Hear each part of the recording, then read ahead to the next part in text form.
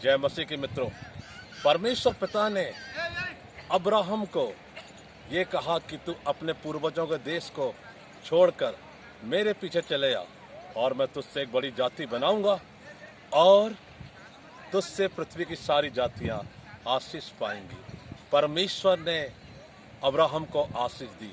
Abraham को इसलिए आशीष मिली क्योंकि उसने परमेश्वर का कहा माना और जो परमेश्वर ने उसको प्रतिज्ञाएं दी थी उन पर विश्वास किया। जब परमेश्वर प्रतिज्ञाएं देते हैं तो हमें उन पर विश्वास करना चाहिए, क्योंकि विश्वास करने से हम परमेश्वर को प्रसन्न रख सकते हैं और विश्वास के द्वारा हम अपने जीवन में बड़े बड़े आश्चर्य कर्मों को देख सकते हैं। मेरे प्रियो, पूरी बाइबल में इस बात को बताया गया है कि उत्पत्ति से लेकर प्रकाशित वाक्य तक एक मसीही के जीवन में विश्वास करना कितना जरूरी है।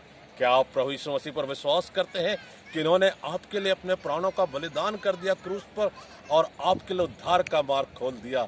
यदि आज तक आपने उद्धार का अनुभव नहीं किया है तो आज प्रभु यीशु मसीह के इन शब्दों को सुने ध्यान से, जो उन्होंने कहा कि जो मेरे पास आएगा वो कभी प्यासा नहीं होगा, क्योंकि मुझ में से अनंत जल की धाराएं बह निकलेंगी, क्योंकि मैं अनंत जीवन का सोता हूँ, फाउंटेन हूँ। और जो प्रभु यीशु मसीह पर विश्वास करेगा वो अनंत जल पिएगा।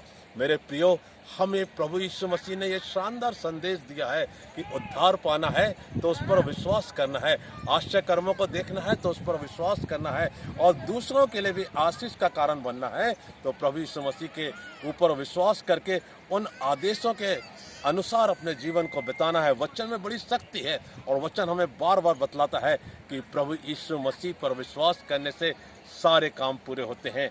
बहुत से विश्वासियों ने, दास दासियों ने इस बात को अपनी जिंदगी में देखा और उन्होंने आशीषें पाई और उनके जीवन के अनुभव से हम सब सीख सकते हैं। आप देखते हैं प्रभु ने कितनी सुंदर शानदार प्रकृति बनाई, सुंदर सृष्टि बनाई।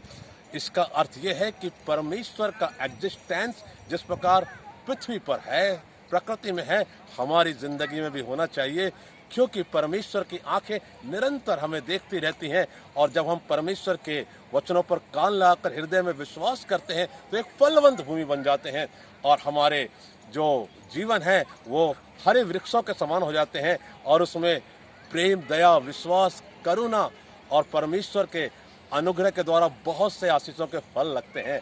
तो आइए इस शानदार बात पर चलें। प्रभु यीशु मसीह ने आपको चुना है आशीषें देने के लिए। आमीन, हालेलुया।